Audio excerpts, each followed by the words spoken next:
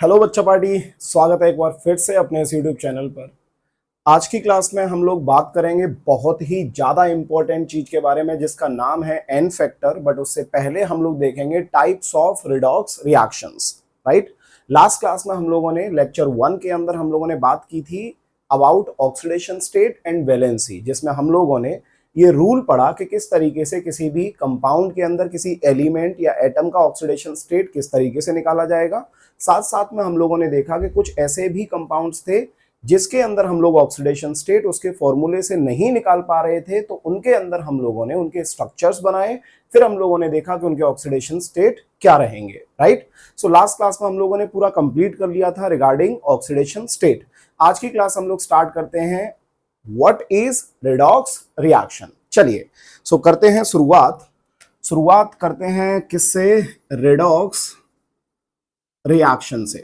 Redox reaction, redox reactions कहते किसको हैं?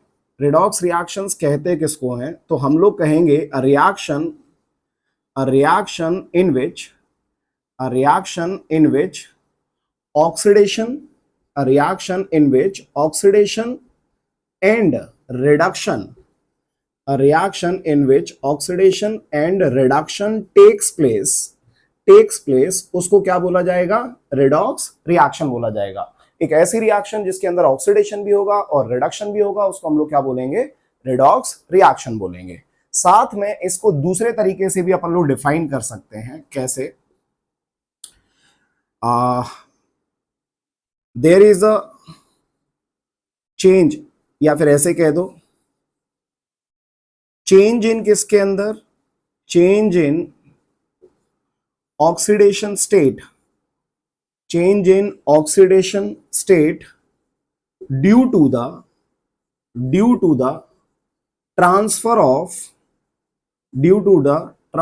ऑफ किसका? Electrons, due to the transfer of electrons in atoms के अंदर जो इलेक्ट्रॉन्स का ट्रांसफर होगा उसकी वजह से जो ऑक्सीडेशन स्टेट में चेंज आएगा उसको भी हम लोग क्या कह सकते हैं? या तो रिडक्शन कह सकते हैं या फिर ऑक्सीडेशन कह सकते हैं। बट ऑक्सीडेशन क्या होता है और रिडक्शन क्या होता है हम लोग ये समझते हैं।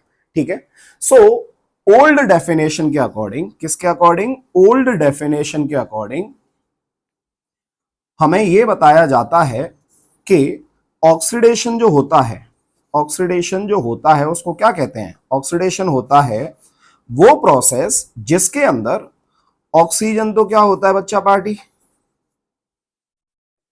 ऑक्सीजन का क्या होता है? एडिशन एंड रिमूवल ऑफ किसका? हाइड्रोजन। ठीक है, ऑक्सीजन का क्या होगा? एडिशन होगा और H2 का क्या होगा? रिमूवल होगा। उस प्रोसेस को हम लोग क्या बोलेंगे? ऑक्सीडेशन बोलेंगे। राइट, दूसरा रिडक्शन किसको कहेंगे?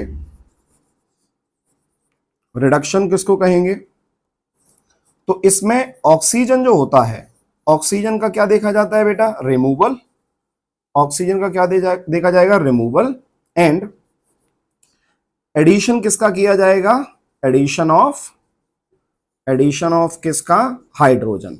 तो जिस प्रोसेस में ऑक्सीजन क्या हो रहा हो? रिमूव हो रहा हो, या फिर हाइड्रोजन क्या हो रहा हो? एडिशन हो रहा हो, या फिर के लिए यहाँ पे और लगा दो, यहाँ पे भी क्या लगा दो? और लगा दो, नहीं तो ऐसा लगेगा दोनों चीज एक साथ ही हो रही है ना। तो ऑक्सीजन का एडिशन हो रहा हो या फिर क्या हो रहा हो? रिमूवल ऑफ H2, उसको क्या बोलेंगे? ऑक्सीडेशन। और ऑक्सीजन का रिमूवल हो रहा हो या फिर एडिशन ऑफ किसका हो रहा हो? H2 का, उसको हम लोग क्या बोलेंगे? रिडक्शन बोलेंगे। तो ये तो पुरानी डेफिनेशन थी। बट आज के टाइम पे हम लोग ऑक्सीडेशन और रिडक्शन को किस तरीके से डिफाइन करते हैं वो समझने की कोशिश करते हैं। आइए, सबसे पहले हम लोग समझेंगे कि ऑक्सीडेशन क्या होता है और फिर उसके बाद में हम लोग समझेंगे रिडक्शन क्या होता है। ठीक है, तो सबसे पहले ऑक्सीडेशन को कैसे समझा जाएगा? क्या होता है ऑक्सीडेशन, समझिए ध्यान से। तो ऑक्सीडेशन की यदि मैं बात करूं बच्चा पार्टी, ऑक्सीडेशन की यदि मैं बात करूं तो ये क्या होता है? इसको बोलते हैं अपन लोग लॉस ऑफ किसका? इलेक्ट्रॉन। लॉस ऑफ किसका? इलेक्ट्रॉन। जिसमें इलेक्ट्रॉन क्या हो रहे हो मेरे पास? लॉस हो रहा हो। इलेक्ट्रॉन का क्या हो रहा होगा? लॉस हो रहा होगा। Loss of electron by an atom in a substance, loss of electron by an atom in a substance to form to form a new compound, to form a new compound, एक compound नया बन रहा है जिसके अंदर कोई भी एक एटम जो है वो क्या कर रहा है, बेसिकली इलेक्ट्रॉन का लॉस कर रहा है, तो उस प्रोसेस को हम लोग क्या बोलेंगे, ऑक्सीडेशन बोलेंगे, राइट। जैसे कि एग्जांपल में मेरे पास क्या है, एम नाम का कोई बंदा है, यदि ये नेचुरल स्टेट में प्रेजेंट है, रेफरेंस स्टेट में प्रेजेंट है, तो उसका ऑक्सीडेशन स्टेट कितना होगा, जीरो। ये ऑलरेडी मैं पढ़ा चुका हूं। तो ये जीरो से मान के चलो ये कन्वर्ट हो गया किसके अंदर, m प्लस एन में कन्वर्ट हो गया, तो इसने कितने इलेक्ट्रॉन निकाले होंगे, n इलेक्ट्रॉन इसने बाहर निकाले होंगे।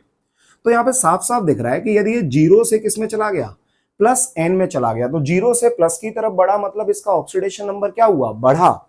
ऑक्सीडेशन नंबर बढ़ा तो इसी प्रोसेस को हम लोग क्या बोलते हैं, ऑक्सीडेशन बोलते हैं। क्या बोलते हैं इसी को, जल्दी बोलो फटाफट से, ऑक्सीडेशन बोलते हैं। सिमिलरली यदि हम लोग रिडक्शन की बात करें, कि रिडक्शन क्या होता है, तो रिडक्शन बेटा जी इसमें क्या बोलेंगे, gain of electron, gain of किसका, electron by an atom in a molecule या फिर सब्सटेंस, जो मन करे, to form a new compound, समझ में आ गया। मतलब जब कोई भी एटम क्या करेगा, इलेक्ट्रॉन्स को एक्सेप्ट करेगा, लूज नहीं करना है, गेन करेगा, तो उस कंडीशन में क्या होगा बेटा, उसको हम लोग रिडक्शन के नाम से जानेंगे। जैसे इसके लिए भी एक एग्जांपल दे देते हैं। एग्जांपल क्या आएगा, तो मैंने क्या बोला, इस बार एम नाम का बंदा है, ये नेचुरल स्टेट में प्रेजेंट है, जीरो ऑक्सीडेशन स्टेट में है, इसने क्या किया, एन इलेक्ट्रॉन को एक्सेप्ट किया और ये कन्वर्ट हो गया किसके अंदर, एम माइनस एन के अंदर कन्वर्ट हो गया। अब आपको दिख रहा है कि ये जीरो था, जीरो से कहां गया, माइनस में गया, तो क्या हुआ, घटा, डिक्रीज हुआ, तो इस प्रोसेस को हम लोग क्या बोलेंगे, रिडक्शन।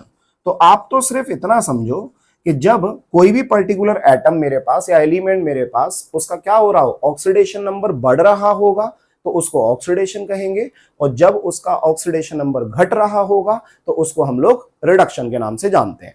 डन यहां तक, चलो आगे बढ़ते हैं।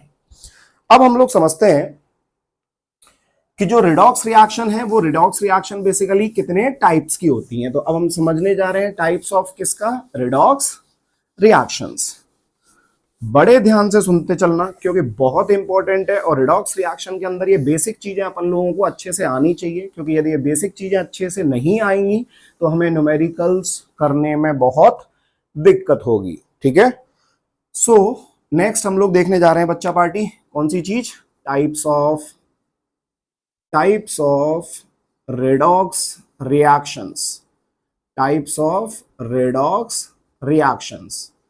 अब टाइप्स ऑफ रिडॉक्स रिएक्शंस में सबसे पहला जो आता है बेटा आपका, सबसे पहला जो रिडॉक्स रिएक्शन आता है वो है हमारे पास कॉम्बिनेशन रिएक्शंस। कौन सा रिएक्शन है, जल्दी बोलो फटाफट से, कॉम्बिनेशन रिएक्शन। अब ये कॉम्बिनेशन रिएक्शन क्या होते हैं भैया, कॉम्बिनेशन रिएक्शन किसको कहते हैं, कॉम्बिनेशन रिएक्शन किसको कहते हैं, तो हम लोग बोलेंगे व्हेन टू और मोर substance combined with each other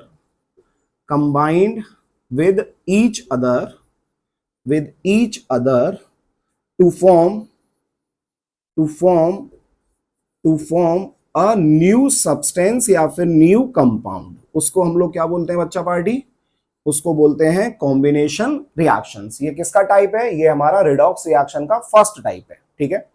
example की बात करें, एग्जाम्पल में क्या आ सकता है, तो बेटा कुछ भी ले लो, मान लो मेरे पास क्या आ गया, सोडियम ले लिया मैंने, और सोडियम को मैंने किसके साथ रिएक्ट करा दिया, O2 के साथ, तो ये क्या बना देगा मेरे पास, ये Na2O बना देगा। समझ में आ रहा है। सिमिलरली मैंने मेरे क्या ले लिया, मैग्नीशियम को किसके साथ रिएक्ट कराया, O2 के साथ, ये क्या बना दिया, ये MgO बना दिया। बैलेंस करना है तो यहाँ पे इसको 2 लिख दो इस जगह पे, इसके आगे 2 आ जाएगा। समझ में आ रहा है। सो यहाँ पे हम लोग क्या बोल सकते हैं, ये आ जाएगा 2MgO, बिल्कुल सही है। सिमिलरली एक और एग्जांपल ले सकते हैं हम लोग, मान लो मेरे पास क्या था, एल्यूमिनियम था, और एल्यूमिनियम को किसके साथ रिएक्ट करा दिया, O2 के साथ, ये क्या बना दिया, Al2O3 बना दिया। तो यहाँ पे इस रिएक्शन को बैलेंस करने के लिए क्या करना पड़ेगा, इस जगह पे 2 लगा दो, और यहाँ पे कितना आ जाएगा, यहाँ पे आ जाएगा 3/2। सही है। सो ये रिएक्शन हमारे पास जो है, इन सब रिएक्शंस को हम लोग क्या बोलेंगे, कॉम्बिनेशन रिएक्शंस के नाम से जानते हैं। मतलब जब दो या दो से ज्यादा सब्सटेंस को आपस में जोड़ा जाएगा, उससे एक फाइनल हमारे पास प्रोडक्ट मिलेगा, उस रिएक्शंस को हम लोग क्या बोलेंगे, कॉम्बिनेशन रिएक्शन। अब इसमें सोचा जाए कि सर रिडॉक्स कहाँ हो रही है इसके अंदर, बड़ा सिंपल है यार, सुनो ध्यान से। सोडियम जो है ये नेचुरल स्टेट में प्रेजेंट है, तो इसका कितना होगा, 0। ये 0 से किस में पहुंचा, ये +1 में पहुंचा, तो इसका क्या हुआ, इसका ऑक्सीडेशन हुआ। अच्छा, O2 किस में है, ये भी 0 में है, किस में पहुंचा, ये -2 में पहुंचा, तो इसका क्या हुआ बच्चा पार्टी, इसका रिडक्शन हुआ। तो इसमें एक बंदा क्या कर रहा है अपना ऑक्सीडेशन, और एक बंदा क्या कर रहा है अपना रिडक्शन। तो ऐसी रिएक्शन को हम लोग क्या बोलेंगे, रिडॉक्स रिएक्शन के नाम से जानेंगे। समझ में आ गया। सिमिलरली इसकी भी बात करेंगे तो ये किस में है, ये 0 में है, ये किस में है, ये भी 0 में है, इधर ये किस में आ गया, +2, ऑक्सीजन किस में आ गया, -2। तो ये 0 से कहां पहुंचा, ये +2 में पहुंचा, ये 0 से कहां पहुंचा, ये -2 में पहुंचा। तो मैग्नीशियम का क्या हो रहा है, ऑक्सीडेशन, ऑक्सीजन का क्या हो रहा है, रिडक्शन। सिमिलरली एल्यूमिनियम की बात करेंगे तो ये किस में है, 0 में है, ये किस में आ गया, ये +3 में आ गया। तो एल्यूमिनियम का क्या हुआ, ऑक्सीडेशन, और ऑक्सीजन का क्या हुआ हमारे पास, रिडक्शन। समझ में आ गया सबको, अरे क्लियर है। सो ये हो गया हमारे पास पहले टाइप का रिडॉक्स रिएक्शन, जिसको हम लोगों ने क्या बोला, कॉम्बिनेशन रिएक्शन। दूसरा है बेटा हमारे पास जिसको हम लोग बोलते हैं डीकंपोजिशन रिएक्शन। दूसरा क्या है हमारे पास, डीकंपोजिशन रिएक्शन। सुनिए ध्यान से। So second is decomposition reaction. Decomposition reaction क्या होगा, तो डीकंपोजिशन रिएक्शन अभी हम लोगों ने जो देखा उसमें क्या था, जब दो सब्सटेंस आएंगे मेरे पास अलग अलग, वो दोनों कंबाइंड होंगे, एक प्रोडक्ट बनाएंगे, तो वो कौन सी थी हमारे पास, कॉम्पोजिशन रिएक्शंस आती हैं हमारे पास, है ना। यहाँ पर डीकंपोजिशन रिएक्शन किस चीज को बोलेंगे, तो बेटा एक कंपाउंड से हमारे पास दो चीजें मिलेंगी, उसको हम लोग डीकंपोजिशन का नाम देंगे। जैसे एग्जाम्पल की मैं बात करूं, या फिर पहले डेफिनेशन दे देते हैं। डेफिनेशन क्या कहेगा, when one compound, when one substance, ऐसे लिख देते हैं, when one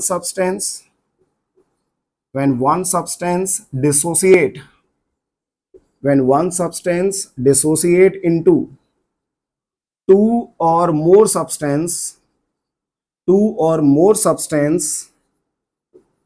are called क्या बोलेंगे, decomposition reactions, are called decomposition reactions। बात समझ में आ गया।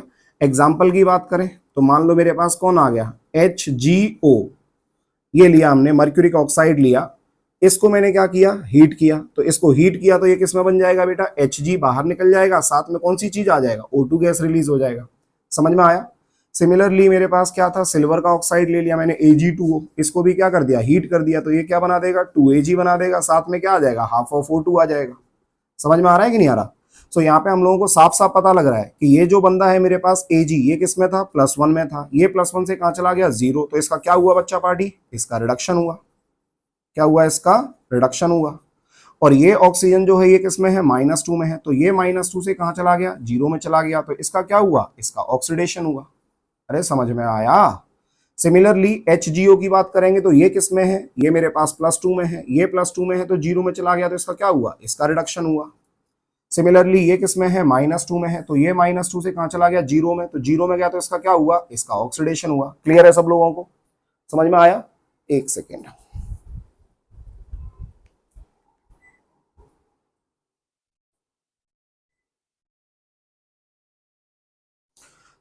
ये होता है तरीका क्या समझने का बेटा, डीकंपोजिशन रिएक्शंस का। अब इसी में मैं आप लोगों से बोलूं कि मान लो कोई हमसे एक एग्जांपल देगा, कि एग्जांपल आ गया, मान लो मेरे पास क्या है, कैल्शियम कार्बोनेट है, और कैल्शियम कार्बोनेट को हीट किया तो ये क्या बना दिया, CaO बना दिया प्लस CO2 बना दिया। तो क्या ये मेरे पास डीकंपोजिशन रिएक्शन है, तो बच्चा पार्टी आप खुद देखो, 2 3 जा 6 में से 2 गया तो कितना बचा, 4 बचा, और कैल्शियम का कितना है मेरे पास, +2 है। इधर कैल्शियम का देखेंगे तो कितना आएगा, +2 आएगा। कार्बन डाइऑक्साइड में कार्बन का देखोगे तो +4 आएगा। तो क्या इसमें ऑक्सीडेशन स्टेट का चेंज आया, नहीं आया। नहीं आया तो इसको हम लोग डीकंपोजिशन रिएक्शंस में कंसीडर नहीं करेंगे। क्लियर है सब लोगों को? चलो, सो दूसरा रिएक्शन भी हमारा डन। बढ़ते हैं थर्ड रिएक्शन के साथ।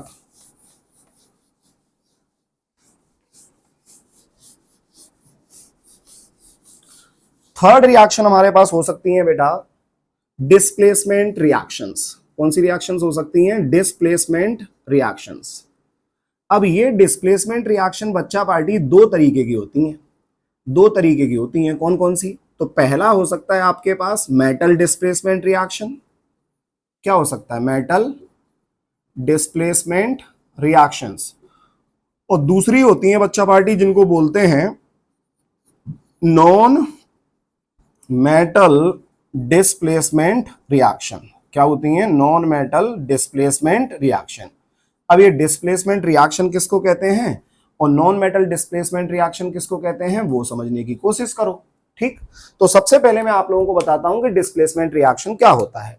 कौन सा वाला? मेटल वाला। तो मैंने क्या किया, मैंने जिंक लिया और जिंक को बेटा रिएक्ट करा दिया किसके साथ? कॉपर सल्फेट के साथ। ध्यान देना सब लोग, यहाँ पे जिंक अपने रेफरेंस स्टेट में प्रेजेंट है तो इसका ऑक्सीडेशन स्टेट कितना आएगा? 0। कॉपर सल्फेट के अंदर जो कॉपर प्रेजेंट होगा उसका ऑक्सीडेशन स्टेट कितना आएगा? +2। अब इसने क्या किया, Zn ने जब इसके साथ रिएक्ट किया तो इसने बना लिया ZnSO4। मतलब ये 0 से किस में चला गया? +2 में चला गया। +2 में चला गया तो बच्चा पार्टी इसका क्या हुआ? फिर से ऑक्सीडेशन। ये ऑक्सीडेशन हो गया। और कॉपर सल्फेट का जो कॉपर था ये आ गया Cu सॉलिड में। मतलब ये +2 से किस जगह पे जा रहा है? 0 में। तो इसका क्या हुआ? +2 से 0 गया तो रिडक्शन। तो ऐसी रिएक्शन को हम लोग क्या बोलते हैं बच्चों? Displacement reaction. और डिस्प्लेसमेंट में भी कौन डिस्प्लेस हो रहा है? अरे कॉपर डिस्प्लेस हो रहा है भाई। कॉपर क्या होता है? मेटल। इसीलिए मैंने इस रिएक्शन को क्या बोला है? Metal displacement reaction. समझ में आ गया? अगला reaction non metal displacement reaction किसको बोलेंगे? मान लो मेरे पास क्लोरीन आ गया, Cl2 है, और ये Cl2 को मैंने किसके साथ रिएक्ट करा दिया है बेटा? KBr ले लो। KBr ले लो। बात समझ में आ रहा है? KBr ले लो। अब यहाँ पे KBr के साथ मैंने रिएक्ट कराया तो ब्रोमीन जो देखा ये किस में है? -1 में है। क्लोरीन देखा तो ये रेफरेंस स्टेट में है तो ये 0 आ गया, क्योंकि क्लोरीन तो भैया Cl2 की फॉर्म में ही तो प्रेजेंट होता है। तो यहाँ पे मैंने इसका 0 मान लिया। ये बंदा क्या बना दिया? ये KCl बना दिया और साथ में क्या मिल गया मेरे पास? Br2 मिल गया। तो यहाँ पे ये क्लोरीन की बात करोगे तो ये 0 से कहां पे पहुंचा? -1। तो 0 से -1 क्या हुआ? बढ़ा के घटा? घटा तो इसको क्या बोलेंगे अपन लोग? रिडक्शन का नाम देंगे। और ये मेरे पास -1 से कहां पहुंचा? 0। तो -1 से 0 पहुंचा तो ये बढ़ा तो इसको क्या नाम देंगे अपन लोग? ऑक्सीडेशन नाम देंगे। समझ में आया? अब इसके अंदर कौन सा चीज डिस्प्लेस हो रहा है? नॉन मेटल डिस्प्लेस हो रहा है। इसीलिए ऐसी वाली रिएक्शंस को अपन लोग नॉन मेटल डिस्प्लेसमेंट रिएक्शन के नाम से जानते हैं। क्लियर है सब लोगों को? चलो, सो तीसरा रिएक्शन भी हमारा क्या हुआ? कंप्लीट। बढ़ते हैं आगे।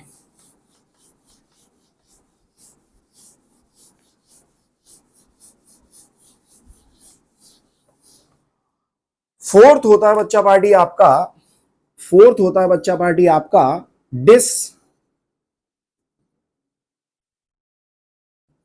Disproportionation reaction.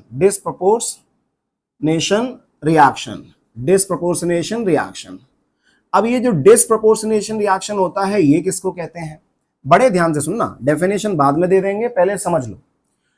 मेरे को ये कहता है कि मान लो मेरे पास हाइड्रोजन परऑक्साइड है और ये हाइड्रोजन परऑक्साइड को मैंने क्या किया, इस साइड में ये 2 ले लिया और ये मेरे पास आ जाएगा H2O। कितना आ जाएगा? ये 2 H2O आ गया, साथ में क्या आ गया? O2 आ गया। ध्यान देना सब लोग। अब इसमें जब मैं देखूंगा तो हाइड्रोजन तो भैया +1 में ही रहेगा दोनों जगह पे, उसको तो चेंज देखना नहीं है। अब इस कंपाउंड या इस सब्सटेंस के अंदर जब आप ऑक्सीजन को चेक करोगे तो परऑक्साइड है, परऑक्साइड का ऑक्सीडेशन स्टेट होता है बच्चा पार्टी -1। ये -1 से यहां पे क्या बनाया? ऑक्साइड बनाया, तो किस में चला गया होगा? -2 में। तो -1 से कहां गया? -2। बढ़ा के घटा तो ये क्या हो गया? रिडक्शन। ये क्या हो गया? जल्दी बोलो फटाफट से, रिडक्शन। और यहीं पे ये -1 किस में जा रहा है बेटा? O2 भी बना रहा है। O2 का ऑक्सीडेशन स्टेट कितना आएगा? 0। तो -1 से 0 गया तो बढ़ा तो ये क्या हो जाएगा? ऑक्सीडेशन। मतलब क्या समझ में आया? जब एक ही सब्सटेंस के अंदर एक एलिमेंट जो होगा उसी का क्या होगा? ऑक्सीडेशन होगा, और उसी का क्या होगा? रिडक्शन होगा। तो ऐसी वाली रिएक्शंस को हम लोग क्या बोलेंगे? डिसप्रपोर्शनेशन रिएक्शन के नाम से जानते हैं। किस नाम से जानते हैं, जल्दी बोलो, डिसप्रपोर्शनेशन रिएक्शन के नाम से जानते हैं। सिमिलरली एक और एग्जांपल ले सकते हैं। क्या एग्जांपल ले लूं, यहां पे मान लो Cu प्लस है, ये Cu प्लस ने क्या बना दिया, Cu+2 बना दिया, साथ में क्या बना दिया, Cu सॉलिड भी बना दिया। अब आप खुद देखो, ये +1 से कहां गया, +2, क्या हुआ, ऑक्सीडेशन हुआ। ये +1 से कहां गया बेटा, 0, क्या हुआ, रिडक्शन हुआ। तो जब एक ही बंदा क्या कर रहा है, ऑक्सीडेशन, और वही बंदा क्या कर रहा है, रिडक्शन, तो ऐसी वाली रिएक्शन को हम लोग कौन सी रिएक्शन बोलते हैं, डिसप्रपोर्शनेशन रिएक्शन के नाम से जानते हैं। किस नाम से जानते हैं, जल्दी बोलो फटाफट से, डिसप्रपोर्शनेशन रिएक्शन के नाम से जानते हैं। क्लियर है सबको। फोर्थ के बाद में पढ़ते हैं अपन लोग आगे फिफ्थ पॉइंट, और फिफ्थ पॉइंट बता रहा है हम लोगों को डिसप्रपोर्शनेशन के अलावा दूसरा होता है हमारे पास कम प्रोपोर्शनेशन। कम प्रोपोर्शनेशन, अब ये कम प्रोपोर्शनेशन रिएक्शन किसको कहते हैं, तो या तो कम प्रोपोर्शनेशन बोल दो, या फिर इन्हीं रिएक्शंस को अपन लोग सिन प्रोपोर्शनेशन के नाम से भी जानते हैं। किस नाम से जानते हैं, जल्दी बोलो फटाफट से, सिन प्रोपोर्शनेशन। सिन प्रोपोर्शनेशन, सिन प्रोपोर्शनेशन रिएक्शन के नाम से भी जानते हैं। अब ये कम प्रोपोर्शनेशन रिएक्शन क्या होता है, जस्ट उल्टा होगा किसका, डिसप्रोपोर्शनेशन रिएक्शन का। ये जस्ट उल्टा होगा किसका बेटा, डिसप्रोपोर्शनेशन रिएक्शंस का। समझ में आ गया। अब ये डिसप्रोपोर्शनेशन रिएक्शन का उल्टा मतलब क्या हुआ, तो सुनना ध्यान से। डिसप्रोपोर्शनेशन में क्या हो रहा था, जब एक सब्सटेंस में एक एलिमेंट दो डिफरेंट सब्सटेंस बना रहा है, इसमें क्या होगा, इसमें क्या होगा कि बेटा मान लो मेरे पास जो आयरन है, ये आयरन यहाँ पे कितने में प्रेजेंट है, ये +3 में प्रेजेंट है। एक आयरन किस में प्रेजेंट है, ये Fe0 ऑक्सीडेशन स्टेट में प्रेजेंट है। इसने क्या बना दिया बच्चा पार्टी, Fe+2 बना दिया। ध्यान देना सब लोग, Fe+2 बना दिया। अब यहां से देखोगे तो ये +3 से कहां पहुंचा, ये +3 से +2 पहुंचा। क्या हुआ इसका रिडक्शन हुआ। इसका क्या हुआ, रिडक्शन हुआ। और ये 0 से कहां पहुंचा, +2 में पहुंचा। इसका क्या हुआ, ऑक्सीडेशन हुआ। तो ऐसी वाली रिएक्शन को हम लोग कम प्रोपोर्शनेशन रिएक्शन के नाम से जानते हैं। किस नाम से जानते हैं, जल्दी बोलो फटाफट से, कम प्रोपोर्शनेशन रिएक्शन के नाम से जानते हैं। क्लियर है सब लोगों को। सिक्स पॉइंट है मेरे पास, इंटरमॉलिक्यूलर रेडॉक्स रिएक्शन। इंटरमॉलिक्यूलर कौन सा, रेडॉक्स रिएक्शन। अब इंटरमॉलिक्यूलर रेडॉक्स रिएक्शन और एक होता है इंट्रामॉलिक्यूलर रेडॉक्स रिएक्शन, दोनों में डिफरेंस क्या है ये हम लोग समझेंगे अभी, ठीक है। तो एक इंटरमॉलिक्यूलर रेडॉक्स रिएक्शन है और एक कौन सी होती है, इंट्रामॉलिक्यूलर रेडॉक्स रिएक्शन। तो सबसे पहले इंटरमॉलिक्यूलर रेडॉक्स रिएक्शन समझो क्या होता है।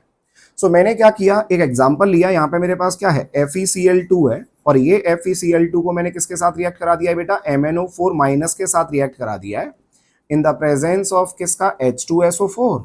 और इसने क्या बना दिया, इसने बना दिया Fe2SO4 का होल थ्राइस, प्लस साथ में बना दिया है MnSO4, प्लस साथ में बना दिया है H2O। ध्यान देना सब लोग।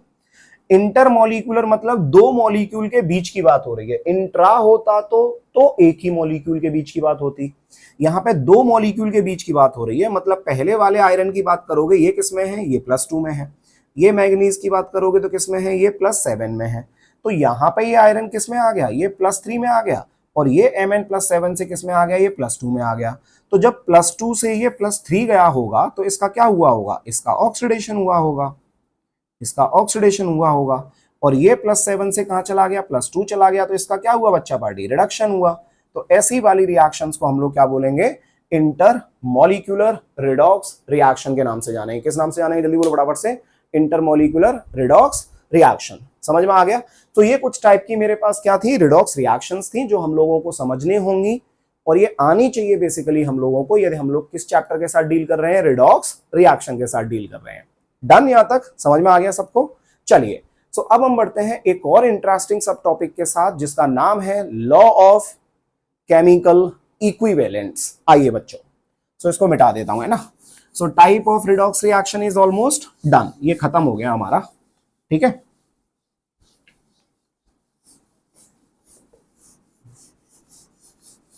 अच्छा एक और बता रहा था ना मैं आप लोगों को, इंट्रामॉलिक्यूलर, चलो वो भी देख ही लो लगे हाथ, है ना, वो भी देख ही लो। जब सब कर लिया तो वो भी कर लो एक बार। सेवेंथ क्या है, intra molecular redox reaction. Intramolecular redox reaction ये क्या होता है, तो मैंने क्या किया, 2 मोल्स ऑफ KClO3 लिया, क्या बना दिया, 2KCl बना दिया, साथ में क्या बना दिया, 3O2 बना दिया।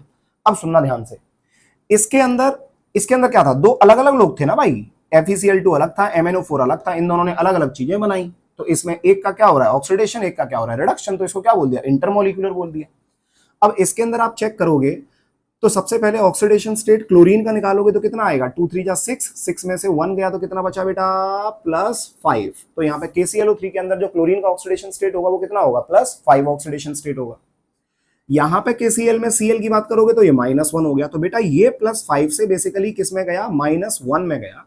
तो -1 में गया तो ब्रो साफ साफ दिख रहा है इसका क्या हुआ, रिडक्शन। ये हो गया मेरे पास रिडक्शन, ठीक है।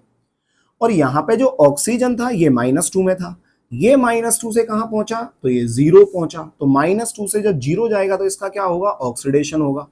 तो यहां पे आप ये समझो, जब एक ही कंपाउंड के अंदर या एक ही सब्सटेंस के अंदर एक बंदा ऑक्सीडेशन कर रहा है और एक बंदा रिडक्शन कर रहा है, तो ऐसी रिएक्शंस को अपन लोग इंट्रामोलिक्यूलर रिडॉक्स रिएक्शन के नाम से जानते हैं।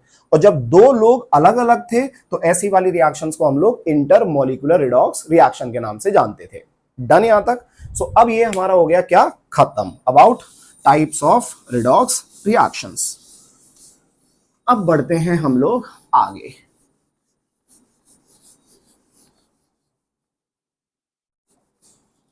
सो नेक्स्ट है बच्चा पार्टी अपना लॉ ऑफ केमिकल इक्विवेलेंस।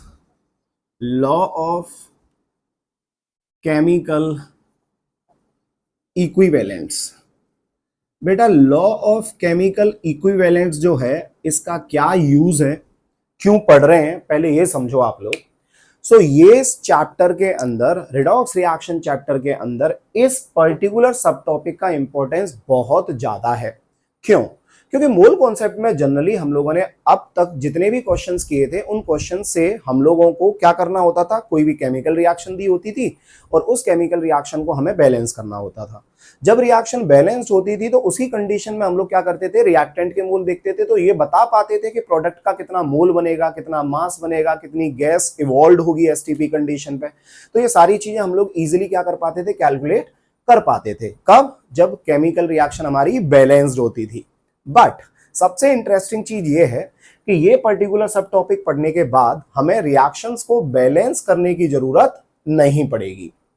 समझ में आ गया सब लोगों को, इस पर्टिकुलर सब टॉपिक को पढ़ने के बाद रिएक्शंस को बैलेंस करने की जरूरत नहीं पड़ेगी। तो ये सबसे इंपॉर्टेंट चीज है भाई साहब हमारे लिए, क्योंकि रिएक्शन को यदि बैलेंस ही ना करना पड़े और आंसर आ जाए तो इससे अच्छी बात कुछ नहीं हो सकती। समझ में आ रहा है। चलिए तो समझते हैं कि लॉ ऑफ केमिकल इक्विवेलेंट्स कहता क्या है।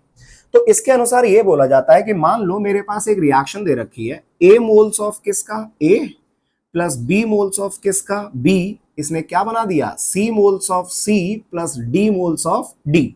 तो यदि इसको मोल्स की टर्म में यदि अपन लोग डिफाइन करेंगे तो कैसे बोल सकते हैं कि भैया A मोल जो था, A मोल जो था किसका, A का, ये बेसिकली कंबाइंड हुआ किसके साथ, B मोल ऑफ किसका, B मोल ऑफ किसका, B का। इन्होंने क्या बनाया, C मोल ऑफ किसका, C मोल ऑफ किसका, C plus D mole of किसका, D। ये हो गया हमारे पास इस केमिकल रिएक्शन की कहानी। ठीक है, जब A मोल कंबाइंड होगा किसके साथ, B मोल के साथ, तो ये क्या बनाएगा, C mole of C plus D mole of D। Done यहां तक, अरे क्लियर है सब लोगों को। अब तुम मुझे एक बात बताओ, तुमने एक फॉर्मूला देखा था मोल कॉन्सेप्ट के अंदर कि नंबर ऑफ मोल्स जो होता है, ये नंबर ऑफ मोल्स किसके बराबर होता है बेटा जी, ये होता है given mass upon molar mass. यही होता था ना, given mass upon molar mass, ये होता था, राइट। ऐसे ही यहां पे हम लोगों को क्या देखना है, according to law of chemical equivalents ये बोला जाता है कि ये रिएक्शन है, मुझे नहीं पता कि रिएक्शन बैलेंस्ड है कि नहीं है, मुझे नहीं पता कि रिएक्शन बैलेंस्ड है कि नहीं है। जब ये रिएक्शन बैलेंस्ड थी तो उस कंडीशन में मैंने ऐसा बोल दिया कि A मोल इसका, B मोल इसका, C मोल इसका, D मोल इसका, डन। बट मुझे नहीं पता कि रिएक्शन बैलेंस्ड है कि नहीं है, तो लॉ ऑफ केमिकल इक्विवेलेंट्स मुझे कहता है कि number of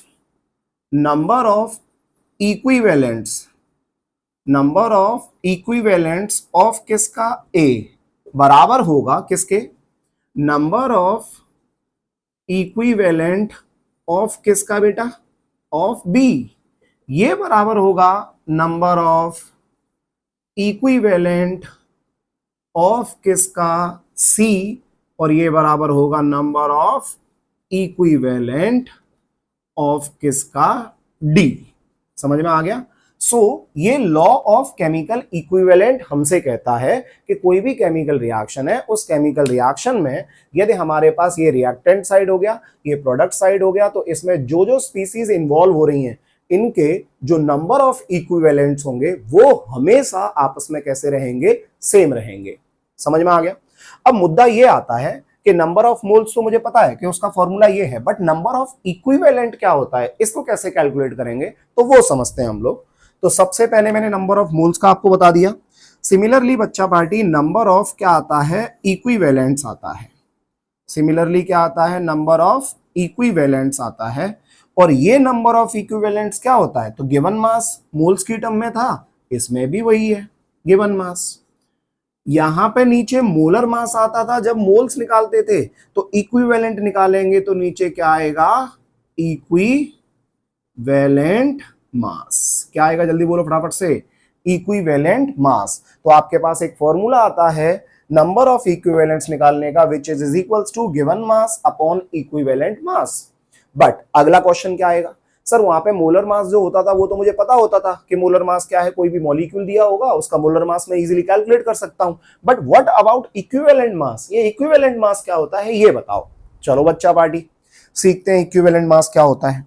so equivalent mass की जब हम बात करेंगे, इक्विवेलेंट मास की हम लोग बात करेंगे, तो ये बराबर होता है बच्चा पार्टी किसके, molar mass divided by n factor. किसके बराबर होता है, जल्दी बोलो फटाफट से, equivalent mass is equals to molar mass divided by n factor. अब अगला चीज, सर ये एन फैक्टर क्या होता है, अरे बताते हैं भाई, धीरे धीरे बताते हैं, स्टेप बाय स्टेप चलते हैं। तो नीचे जो एन फैक्टर है ये हमारे लिए अभी अननोन है, ये हमारे लिए अभी अननोन है, मुझे नहीं पता एन फैक्टर क्या होता है, क्योंकि अब हम इसके बाद यही देखने जा रहे हैं कि एन फैक्टर होता क्या है और उसको हम लोग कैलकुलेट कैसे करेंगे। तो यदि एन फैक्टर हमें पता लग गया तो मोलर मास तो हमें पता ही होगा, तो हम लोग क्या निकाल सकते हैं, इक्विवेलेंट मास। इक्विवेलेंट मास पता लग जाएगा तो इसको यहां पर डाल सकते हैं, तो उस मास से उस चीज को डिवाइड कर देंगे तो क्या आ जाएगा, नंबर ऑफ इक्विवेलेंट्स आ जाएगा। बट अभी मैं क्या कर रहा हूं कि ये जो इक्विवेलेंट मास आया है ना बच्चा पार्टी, इस वैल्यू को मैं पुट कर रहा हूं यहां पे, तो यदि मैं इस जगह पे पुट कर दूंगा तो ये किसके बराबर आ जाएगा भाई, तो गिवन मास तो ऊपर ही रहेगा, डिवाइडेड बाय इस इक्विवेलेंट मास की जगह पे लिखूंगा तो नीचे क्या आ जाएगा, मोलर मास, नीचे क्या आ जाएगा, मोलर मास, और ये एन फैक्टर कहां चला गया, ऊपर, तो ये एन फैक्टर हो जाएगा। अब मुझे एक चीज और पता है कि मास अपॉन मोलर मास जो होता है ये किसके बराबर होता है, नंबर ऑफ मोल्स के बराबर। किसके बराबर होता है, नंबर ऑफ मोल्स के बराबर। देयरफॉर यहां पे तुम्हारे पास एक फॉर्मूला आ गया विच इज वेरी इंपॉर्टेंट, कि नंबर ऑफ इक्विवेलेंट बराबर होगा किसके, नंबर ऑफ मोल्स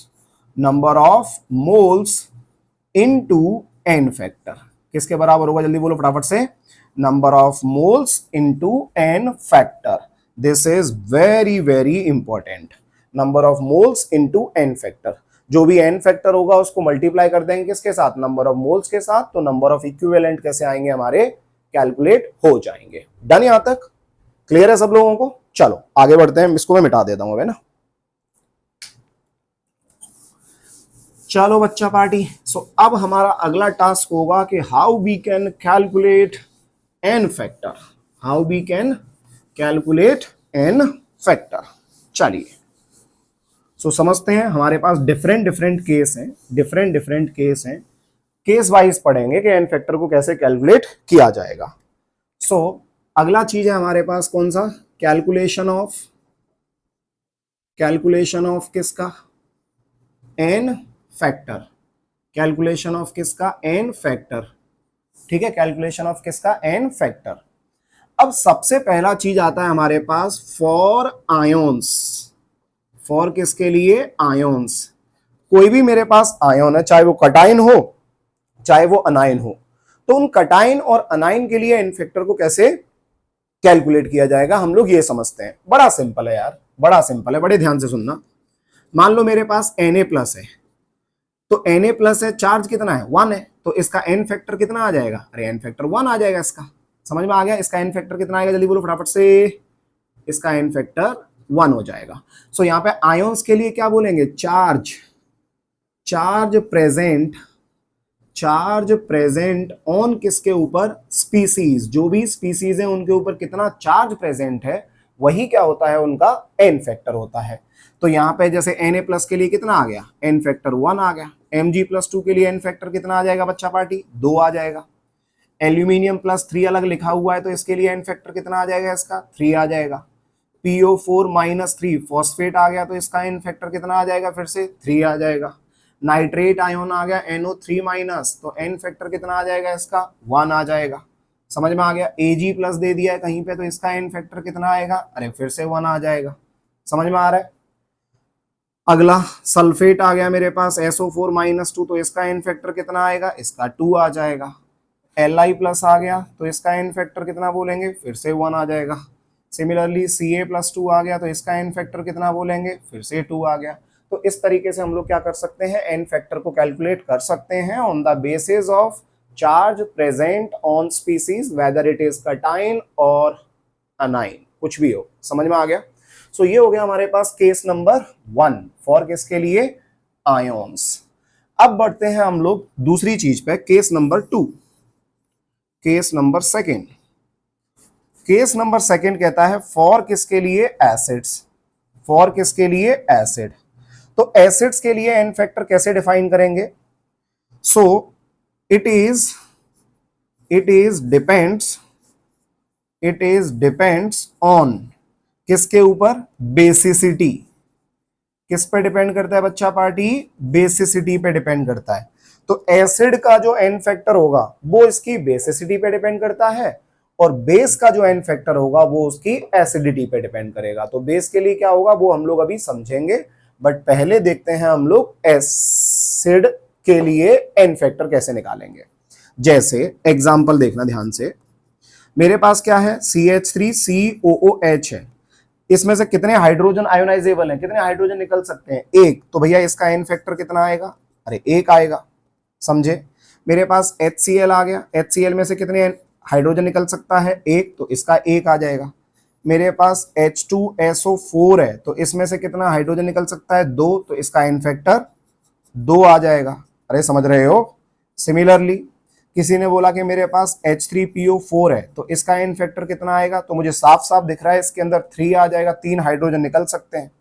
अगला किसी ने बोला कि H3PO3 आ गया तो इसके अंदर एन फैक्टर क्या आएगा, 3 आएगा। बिल्कुल गलत, बिल्कुल गलत। ध्यान देना, सिर्फ हाइड्रोजन देख के आंख बंद करके नहीं लिख देना है।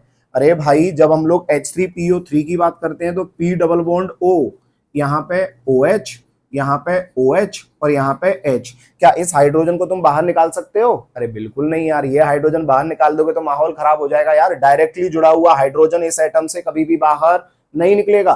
तो कौन सा हाइड्रोजन निकल सकता है, तो इसके अंदर ये हाइड्रोजन निकल सकता है और ये हाइड्रोजन निकल सकता है, मतलब रिप्लेसेबल हाइड्रोजन कितने हैं इसके अंदर, 2। तो भैया इसका एन फैक्टर भी कितना होगा, 2 होगा। समझ में आ रहा है। चलो और एग्जांपल लेते हैं, इसको मिटा देता हूं, है ना।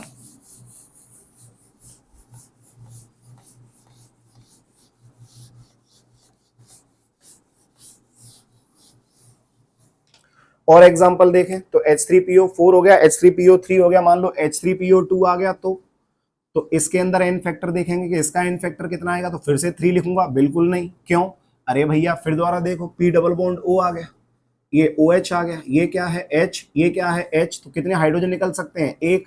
तो इसका एन फैक्टर कितना आएगा, सिर्फ 1 ही आएगा। बात समझ में आ रहा है। ऐसे ही अगला एग्जांपल आ गया मेरे पास, किसका, H3BO3, H3BO3, ध्यान देना सब लोग। अब H3BO3 की बात करेंगे तो इसके अंदर हम लोगों को दिख रहा है कि हाइड्रोजन जो है वो 3 है, तो इसका एन फैक्टर भी कितना होना चाहिए, 3 होना चाहिए। हाइड्रोजन इसके अंदर 3 है तो इसका एन फैक्टर भी कितना होना चाहिए, 3 होना चाहिए। बट ये भी गलत है। ये क्यों गलत है, तो बेटा जब हम लोग इस BOH3 की बात करते हैं तो यहाँ पे मेरे पास क्या आता है, OH, ये क्या आता है OH, ये क्या आता है OH। हमें ये पता है कि बोरोन जो होता है, बोरोन का एटॉमिक नंबर कितना होता है बच्चा पार्टी, 5। तो यहाँ पे क्या आ जाएगा, 1s2 2s2 2p1। अब 2p1 है तो p के अंदर कितने ऑर्बिटल होंगे, 3 ऑर्बिटल होंगे, जिसके अंदर एक इलेक्ट्रॉन प्रेजेंट है, बाकी 2 कैसे हैं, खाली। अब ये 3 बॉन्ड बना रहा है, तो 2s2 जो मेरे पास वैलेंस शेल था, इसमें से एक इलेक्ट्रॉन एक्साइट करके कहां पहुंच गया, 2p के अंदर पहुंच गया। अब ये इसके साथ एक बॉन्ड बन जाएगा, इसके साथ एक बॉन्ड बन जाएगा, इसके साथ एक बॉन्ड बन जाएगा, लेकिन फिर भी बोरोन के पास एक वैकेंट ऑर्बिटल प्रेजेंट है। यदि बोरोन के पास ऑलरेडी एक वैकेंट ऑर्बिटल प्रेजेंट है, वो खुद भूखा है बेटा, तो वो किसी को क्या देगा, आप खुद सोचो ना यार, जो खुद भूखा है वो किसी को क्या देगा। तो यहां पे क्या होता है, जब हम लोग H3BO3 की बात करते हैं, तो ये रिएक्ट करता है बेसिकली किसके साथ, H2O के साथ रिएक्ट करता है। और H2O में हमें पता है कि ऑक्सीजन आएगा, लोन पेयर लाएगा, और ये लोन पेयर बेसिकली इसके वैकेंट ऑर्बिटल में चला जाता है। जब ये इसके वैकेंट ऑर्बिटल में चला गया, तो बच्चा पार्टी ये बना देता है क्या, BOH कितना 4, और चार्ज आ जाता है इसके ऊपर कैसा, माइनस, और एक निकलता है इसमें से H+, और ये H+ जो निकला वो एक निकला, इसीलिए इसका n फैक्टर भी हमारे पास एक ही होता है। इसके पास n फैक्टर भी कितना होता है, एक ही होता है। तो इस चीज को याद रखना कि H3BO3 का n फैक्टर हम लोग कितना बोलेंगे, 1 बोलेंगे। सिमिलरली ऐसे ही और भी एग्जांपल ले सकते हैं, HClO4 आ गया, तो HClO4 का n फैक्टर कितना बोल दोगे, अरे 1, एक हाइड्रोजन है इसके अंदर। HNO3 आ गया, तो HNO3 का n फैक्टर कितना बोल दोगे, अरे n फैक्टर इसका भी 1 होगा, एक हाइड्रोजन है। तो इस तरीके से हम लोग क्या कर सकते हैं, जितने भी हमारे पास एसिड्स होते हैं, उन एसिड्स का n फैक्टर हम लोग निकाल सकते हैं। ये डिपेंड करता है उनकी किस चीज के ऊपर, बेसिसिटी के ऊपर, कि कितने नंबर ऑफ हाइड्रोजन रिप्लेसेबल हैं उसके अंदर जो बाहर निकल सकते हैं। डन, चलो बढ़ते हैं आगे, मिटा दूं इसको। So case number 2 for acid is done, case number 2 for acid is done. Next is case number 3 for किसके लिए बच्चा party, for base. Case number 3 for किसके लिए, बेस, फॉर बेसिस। तो बेटा बेस के लिए जो n फैक्टर होगा वो डिपेंड करता है उसकी एसिडिटी पे। सो n factor depends on their acidity. किस पे डिपेंड करेगा, ऑन देयर एसिडिटी, उसकी एसिडिटी पे डिपेंड करेगा। तो इन शॉर्ट कितने OH- वो रिलीज कर सकता है, इस बात पे डिपेंड करता है उसका n फैक्टर। समझ में आ गया। सो जैसे मैंने तुम्हें क्या बोला, मान लो मेरे पास क्या एग्जांपल आया, NaOH है, NaOH में से कितने OH निकल सकते हैं, एक, तो इसका n फैक्टर कितना आएगा, एक आ जाएगा। KOH की बात करूंगा तो n फैक्टर कितना आ जाएगा, फिर से एक आ जाएगा। RbOH की बात करूंगा तो n फैक्टर कितना आ जाएगा, फिर से एक आ जाएगा। समझ में आ रहा है कि नहीं आ रहा। SrOH2 आ गया, तो इसका n फैक्टर कितना आएगा भाई साहब, अब 2 दिख रहा है, हम लोगों को 2 लिख दिया। BaOH2 आ गया, तो इसका n फैक्टर क्या बोलेंगे अपन लोग, ये भी 2 आ गया। अच्छा, कहीं पे BOH3 आ गया, तो इसका n फैक्टर 3 नहीं ओए, ये आपको कंफ्यूज करने के लिए देगा, ध्यान देना। ये BOH3 जो है ये क्या है, अरे ये H3BO3 है, ये बेस थोड़ी ना होता है भाई साहब, ये तो एसिड है जो हम लोगों ने अभी पढ़ा। तो वो आप लोगों को इस तरीके से भी दे सकता है, तो आपको समझ में आना चाहिए कि कौन एसिड है और कौन बेस है। तो इन शॉर्ट आपको इतना पता लगा कि जो हमारे पास बेस होंगे, बेस का n फैक्टर जो होगा वो डिपेंड करेगा किस चीज पे बच्चा पार्टी, बेस का n फैक्टर डिपेंड करता है उनके नंबर ऑफ OH पे, कि कितने नंबर ऑफ OH रिलीज करेगा। डन, चलो आगे एक चीज और पढ़ लेते हैं अपन लोग, तो इसी में जगह है तो इसी में पढ़ लेते हैं। फोर्थ पॉइंट क्या कह रहा है, बड़े ध्यान से सुनना। n फैक्टर फॉर किसके लिए, सॉल्ट। n फैक्टर फॉर किसके लिए, सॉल्ट। मतलब जितने भी मेरे पास सॉल्ट होंगे उनका n फैक्टर कैसे निकालेंगे, तो बड़े ध्यान से सुनना बेटा। इसके लिए मान लो एक एग्जांपल लिया मैंने, और एग्जांपल है मेरे पास Al2SO4 का होल थ्राइस, एल्यूमिनियम सल्फेट ले लिया है मैंने, है ना। अब इसके अंदर n फैक्टर कैसे निकालेंगे, तो बेटा आप इसका n फैक्टर चाहे तो कैटाइन से निकाल सकते हो और चाहे इसका एनाइन से निकाल सकते हो, दोनों से सेम ही आएगा। तो आप किसी एक से कैलकुलेट कर सकते हो, चाहे तो कैटाइन से कैलकुलेट करो, चाहे इसको एनाइन से कैलकुलेट करो। जब इसको कटाइन से कैलकुलेट करेंगे तो आपको क्या करना है, आपको चेक करना है कि नंबर ऑफ एटम्स कितने हैं, नंबर ऑफ एटम्स कितने हैं इनटू चार्ज कितना प्रेजेंट है, चार्ज ऑन एटम, किसी भी उस एटम पे चार्ज कितना प्रेजेंट है।